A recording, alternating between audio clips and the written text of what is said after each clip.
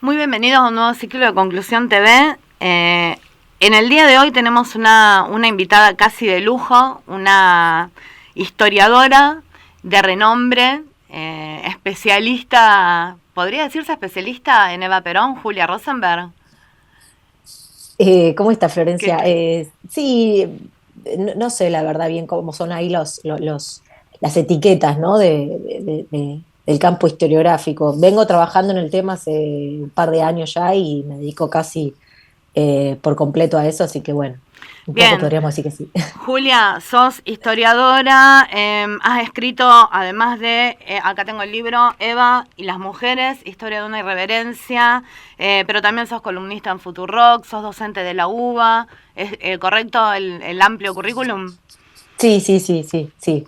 Sí, me dedico bastante a la divulgación también. Bien, vas a estar en Rosario el próximo 7 de septiembre dando precisamente una clase abierta sobre Eva y las mujeres. Sí, sí, la verdad muy agradecida por la invitación del sindicato.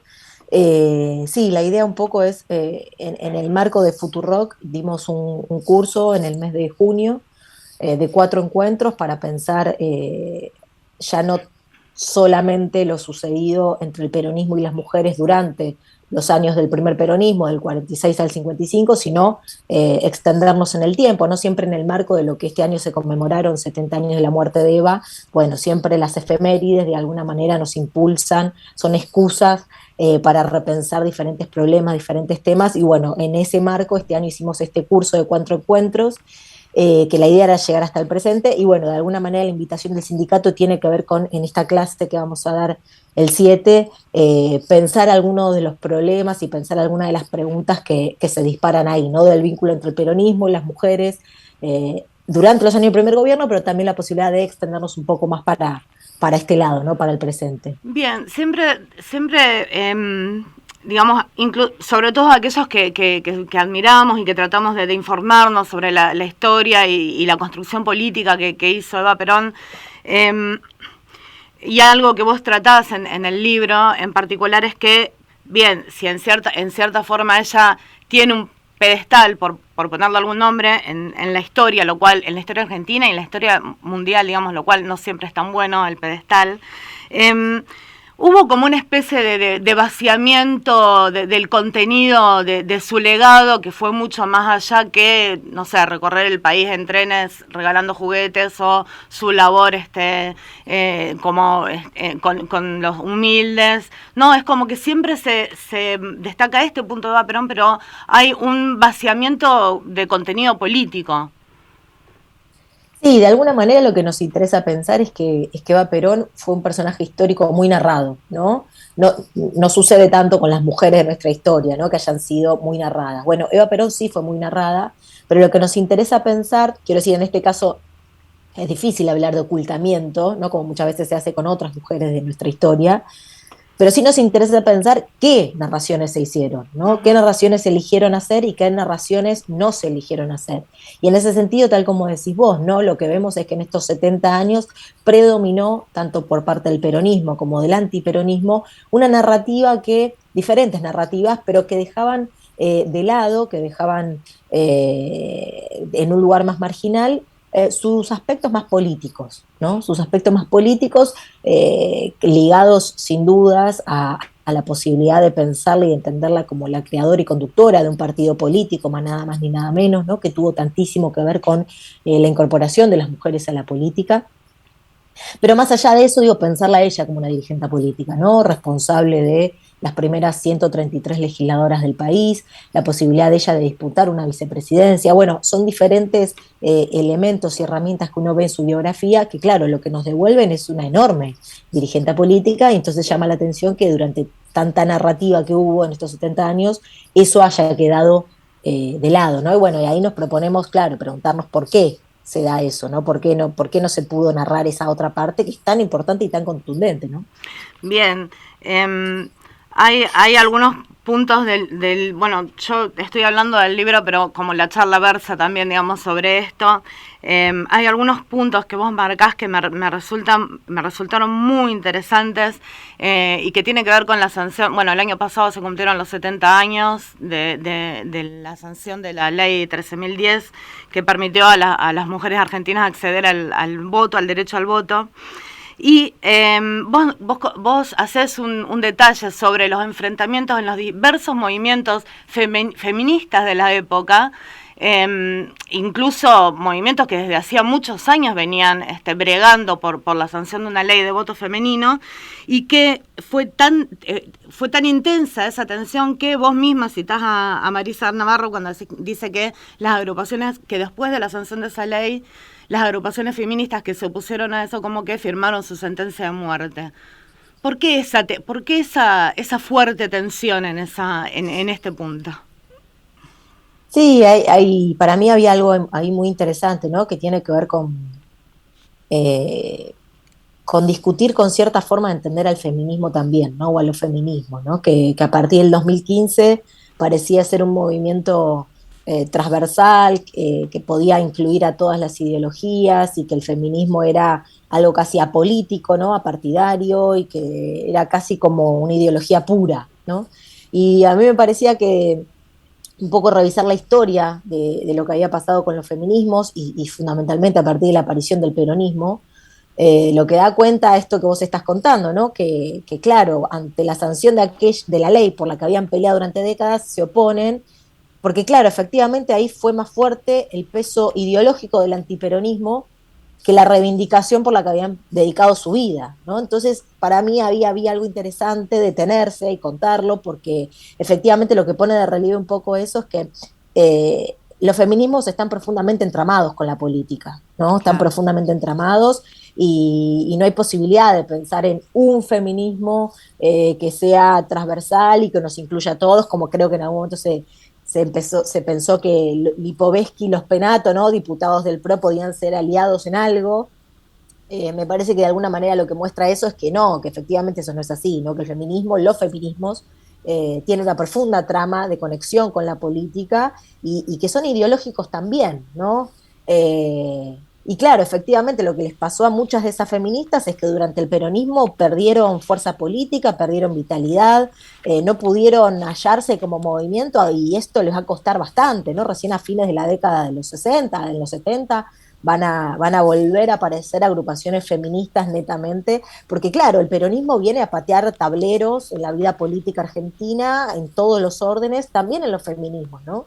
Claro. Y claro, la aparición de una figura de Eva Perón que no solamente transforma en una conquista real la ley, sino que además lo que hace, creo que la enorme irrupción de lo que hace Eva Perón tiene que ver con convocar a un sujeto político que estas primeras feministas no habían logrado convocar, ¿no? Que tiene que ver con ese sujeto popular, con la mujer ama de casa, con la mujer trabajadora, a las cuales no les había hablado nadie antes, ¿no? Ni la política, ni los feminismos, y bueno, todo eso genera una ruptura y un desacomode en términos generales, ¿no? Los feminismos y más en general la vida política argentina, que claro, va a ser un cimbronazo, no por nada a partir del 55 el intento es deshacerse del peronismo, ¿no? Sacárselo de encima, como este movimiento tan rotundo que fue el peronismo, bueno, hay que eliminarlo, ¿no? Bueno, y volver las cosas a como eran antes, ¿no? Donde todo estaba claro. Bueno, me parece que algo tiene que ver con ese cimbronazo. Claro, a mí hay algunos párrafos donde vos remarcás, digamos, esta cuestión de que todo lo que hace Eva Perón que ella le habla precisamente a las mujeres trabajadoras, a las humildes, y que está atravesado por la cuestión de clase. Y también en algún punto donde este feminismo que ella reivindica tiene que ver con la justicia social, no es posible pensarlo de otra manera.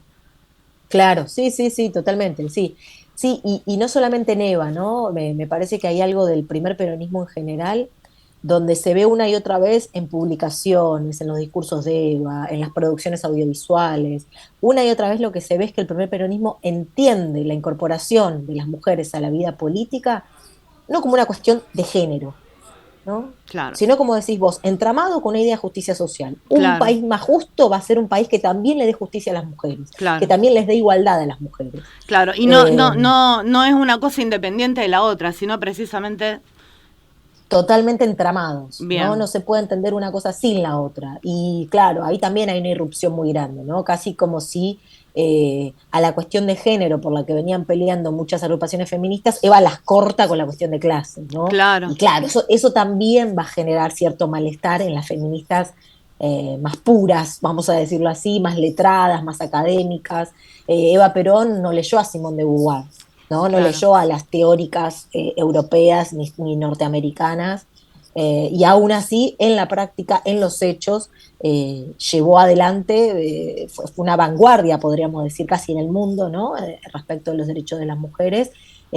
Pero claro, toda esta cosa más teórica, más pura, más bien la enchastra, ¿no? Hay algo sucio, hay Ah, algo desprolijo del claro. peronismo, que claro, para el feminismo previo, pero también diría para el posterior, Eso te iba a le decir, costó ¿no? Que eso, este mucho, debate se extiende hasta el presente, ¿no? Se sigue totalmente. discutiendo. Incluso, no sé, creo que, no sé si fue la primera, puede que no, corregime si me equivoco, pero una reivindicación que, no, que a día de hoy se hace, que es que las mujeres que realizan trabajos de ama de casa, que las tareas de cuidado, es una reivindicación histórica, si se Ujú, quiere, del feminismo, que la hizo ella en la década del 50 y que ujú.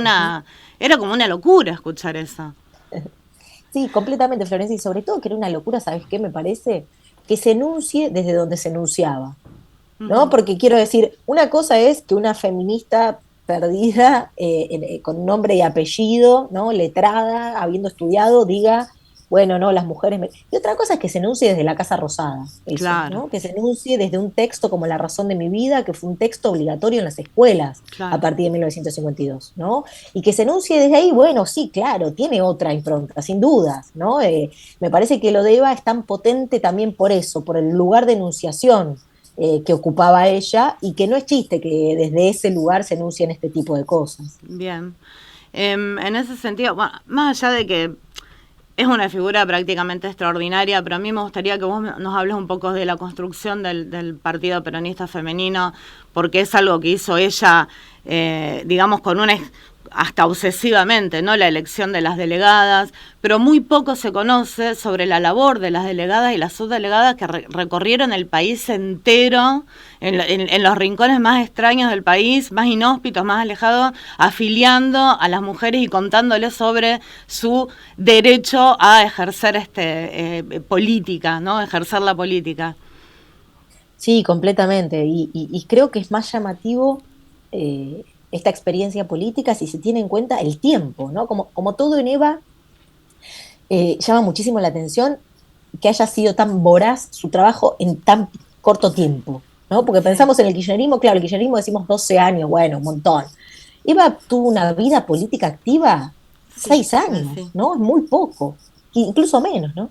Y que en 6 años haya hecho todo lo que hizo, wow, no deja de asombrarnos aún Sí. 70 años después, ¿no? Y claro, el Partido Periodista Femenino que decías vos se crea en julio del 49 y en noviembre del 51, es decir, 2 años después, ya son las primeras elecciones donde las mujeres votan y son elegidas, ¿no? Es decir, en un lapso muy corto Muy de corto. tiempo, 2 años, se desarrolla esta estructura nacional y territorial de manera muy capilar, donde, claro, están estas 24 delegadas, pero que a su vez tienen una por provincia, ¿no? Que a su vez tienen subdelegadas a cargo, porque la idea fundamental del Partido Comunista Femenino es que no quede mujer sin convocar, ¿no? Pasar un rastrillo al mapa Claro. donde en cada pueblo, en cada casa, en cada hogar, en cada habitación donde haya una mujer, sea esa mujer convocada a participar de la Claro. Eso es política, ¿no? Ya construcción sea política pura, ¿no? pura, pura. Y hay algo en la cabeza de Eva, porque si te fijas, la estructura de la fundación, Eva Perón, también tiene algo parecido. Quiero decir, hay algo del mapa argentino, ¿no? De pensar una nación Claro. y de cómo esa nación tiene que tener capilaridad, ¿no? Que el Ujú. Estado tiene que llegar a cada rincón de la patria. La fundación era igual, ¿no? Las células mínimas, como se les llamaba a la fundación, era un grupo de mujeres que iban recorriendo pueblo por pueblo, viendo qué necesidades había. Bueno, el Partido Peronista Femenino de alguna manera tiene la misma vocación, ¿no? Y claro, ahí se genera un movimiento interesantísimo, porque además hay que tener en cuenta, Florencia, el momento donde pasa esto, ¿no? Ujú. Estamos a mediados del siglo XX es todavía previo a la minifalda, Claro. previo a la píldora anticonceptiva, es decir, todavía en términos de género la mujer es más parecida a lo que era a fines del siglo XIX que lo que Sí, va a ser 20 años después, ¿no? Con los exacto. 60 y los 70 y Sí, toda esa movida. Todavía la mujer tiene un rol muy tradicional en esa sociedad. La mujer es madre y ama de casa a mediados exacto. del siglo XX.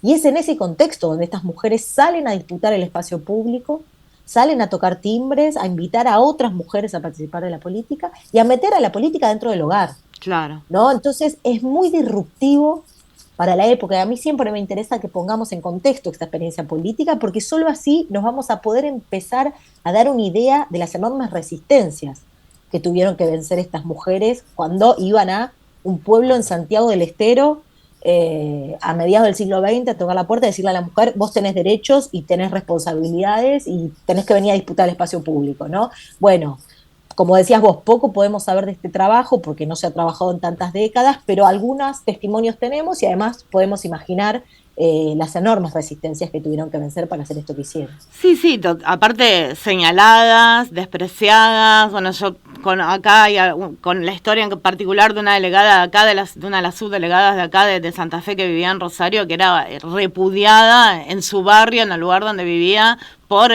no señalada de lo menos que le decían era prostituta, Claro, pero repudiadas por sus vecinos, por su entorno, incluso a veces por sus familias. claro. Pero esta construcción, a mí puede que esté equivocada en este dato, al 55 vos decís que el 25% del Congreso estuvo constituido, conformado por figuras femeninas, y en su totalidad eran del Partido Peronista Femenino. Ujú, Ajá. todas. O sea que esa es, Sí.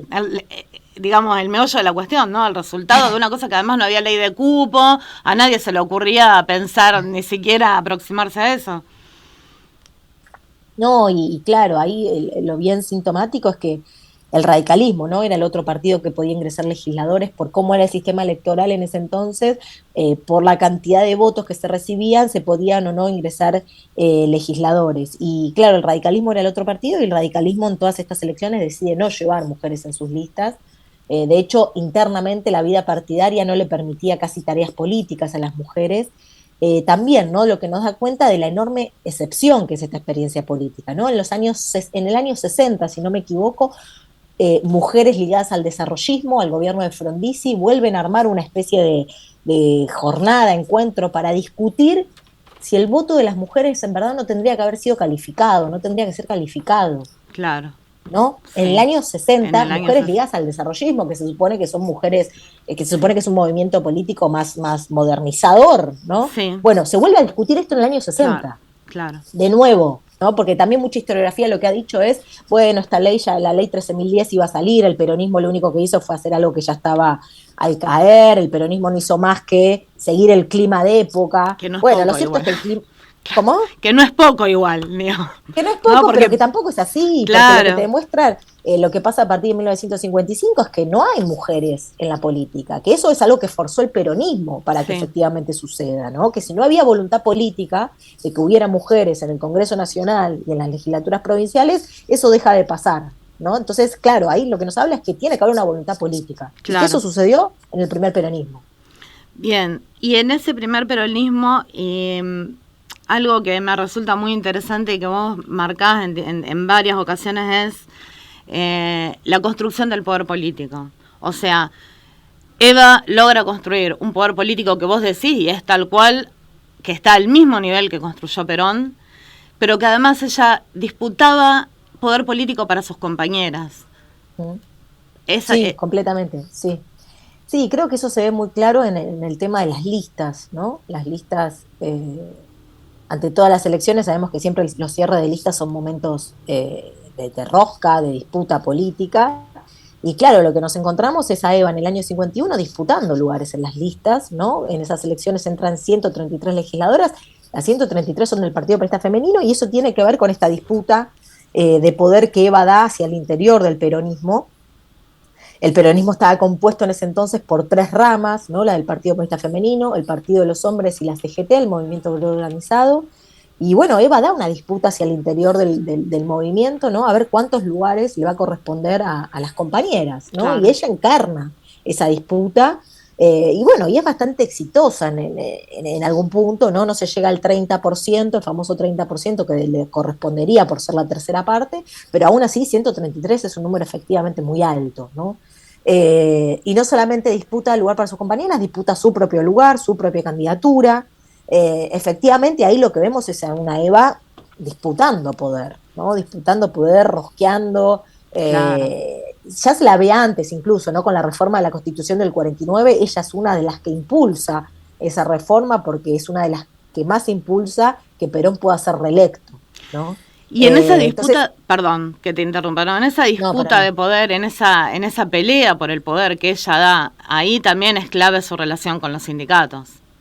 Completamente, completamente, y esa es otra de los grandes vacantes, ¿no? De los grandes vacíos que tiene la historiografía y la narrativa en general, ¿no? Que cuando decimos que a Eva no se la narró como dirigente política, tiene que ver con el Partido Progresista Femenino, pero también sin dudas tiene que ver con su vínculo con los sindicatos, ¿no? Que es algo que se ha hablado siempre en términos generales, pero no hay un estudio hoy concreto sobre cuál fue el accionar de Eva con los sindicatos, ¿no? Y sin duda, su brazo político, los brazos políticos de Eva, su poder político se basaba en dos brazos, el de las mujeres y el de los trabajadores, ¿no? El movimiento obrero organizado, que claro, es fortísimo, ¿no? No por nada, entre el 48 y el 52 conduce la CGT un hombre de Eva Perón, Claro. ¿no? José Espejo, que responde directamente a Eva, al punto tal que ella muere y Espejo es desplazado, ¿no? O sea, su poder dependía tanto de Eva que efectivamente se lo desplaza a muy pocos meses de haber muerto Eva, ¿no? Y sí, sin dudas, claro, yo creo que la no posibilidad de Eva de ser candidata efectivamente a la vicepresidencia siempre fue leído en términos de estaba enferma, las Fuerzas Armadas, la Iglesia, ¿no? Y me parece que esa imposibilidad y ese límite que ella encuentra tiene que ser releído, no Ujú. solo en clave de género, no solo en clave de que era mujer y no había mujer en el mundo, el país republicano del mundo, soñando con la posibilidad de ser vicepresidenta, sino también por lo que Eva representaba hacia el interior del peronismo. Quiero decir, Eva, al ser la representante del movimiento obrero organizado, representaba las aristas más radicalizadas del peronismo. Claro. Entonces me parece que también el límite que se le pone a su candidatura tiene que ser leído en esa clave, como un límite dentro del propio peronismo hacia sus aristas más radicalizadas. Ujú. Porque que iba a llegar a la vicepresidencia era que una representante del movimiento obrero organizado llegara a la vicepresidencia. Y ahí también hay un límite que se le pone no solamente desde las Fuerzas Armadas, de la Iglesia, desde afuera del peronismo, sino también dentro del propio Dentro del Perú. peronismo, sectores más conservadores, ¿no? Claro. Sí, está esta romantización del renunciamiento histórico y se le quita, bueno, otra vez esta cosa del contenido político. Hay un capítulo en tu libro, no sé si lo querés comentar brevemente, donde vos decís, bueno, el peronismo sin Eva. Eh, ¿Cómo se podría leer eso? ¿Cómo hubiera sido? Es Sí, una en el plano de la distopía, bueno, ¿no? sí, yo creo que es un peronismo sin Eva en vida, ¿no? Porque lo cierto es que el peronismo siempre contó con su presencia, ¿no? Sí, Eh, sea con su cuerpo o muerta, ¿no? Pero lo cierto es que es una presencia que estuvo y estará siempre, ¿no? De alguna manera. Lo que me interesaba pensar ahí, de alguna manera, es qué pasa, lo que decíamos antes, ¿no? Efectivamente, Eva es un motor en esos 6 años imparable, claro, ¿no? Y que le dio un dinamismo eh, incomparable, ¿no? claro. Irreemplazable, de alguna Irreemplazable. manera, porque post muerta ella, después de julio del 52, claro, el gobierno siente un cierto desaceleramiento, a pesar de que ella no ocupaba ningún cargo en el gobierno oficial, ¿no? Ujú. Eso también es interesante, todo lo que hizo lo hizo por fuera, y aún así el gobierno se ve golpeado, además de que coincide con una crisis económica y demás, pero lo cierto es que el gobierno se ve golpeado. Eh, y entonces me interesaba pensar eso, ¿no? Me interesaba pensar también, ¿sabes qué, Florencia? Que mucho se dice del peronismo eh, que son construcciones carismáticas y personalistas, ¿no? Y que Ujú. solo importa la persona y que no hay... Y a mí me interesaba pensar justamente de Eva, que su construcción y su preocupación casi obstinada en vida es la de la organización popular, ¿no? Eva Perón, si hay algo que detestaba, y que buscaba combatir una y otra vez era al individuo suelto, ¿no? Desde el Partido Peronista Femenino, de la Fundación, también su labor en el movimiento obrero organizado, hay preocupación una y otra vez por la organización, por el colectivo. Y me parece que esto queda muy claro, y que un poco es lo que yo apuntaba a ver en el libro, en ese capítulo del libro, es que Eva muerta, cuando muere Eva, su muerte no se lleva puesta la estructura partidaria. Es decir, quiero decir, ella organizó un partido tal, el PPF tiene unas características tales, que incluso logró que la sobrevivan a su muerte. Claro. ¿No? Claro. Lo que se lleva puesto el Partido Peronista Femenino es el golpe de Estado del 55, no su muerte. Incluso en las elecciones legislativas del 54, el Partido Peronista Femenino vuelve a ingresar más de 100 legisladoras. Ella ya muerta. No quiero decir, insisto con esta idea, ¿no? Contra esto que se suele decir, que el peronismo es solo acumular personalmente poder y nada más que eso. Bueno, acá nos encontramos a Eva Perón preocupada por construir una estructura que incluso la sobreviva a ella. Claro. Un movimiento de mujeres que incluso pueda sobrevivirla a ella y que pueda seguir articulando políticamente después muerta ella. Y eso me parece que es recontra interesante, ¿no? Porque, bueno, nos habla de una preocupación política mucho más compleja, mucho más interesante que lo que siempre suelen decir sobre el peronismo, ¿no? Bien. Bueno, Julia, interesantísimo. Podríamos estar horas hablando acá, pero tenemos la oportunidad entonces de escucharte, de escuchar tu clase el próximo miércoles 7 de septiembre en el Salón Matías Marchili, en el Sindicato de Empleados de Comercio de Rosario. Con desayuno incluido, me dijeron. Epa, no sabía eso. Con desayuno incluido. Una buena noticia. Bueno, ha sido un placer inmenso hablar con vos y nos vemos el miércoles. Buenísimo, muchas gracias, Florencia. Gracias un abrazo muy grande. Chau, chau.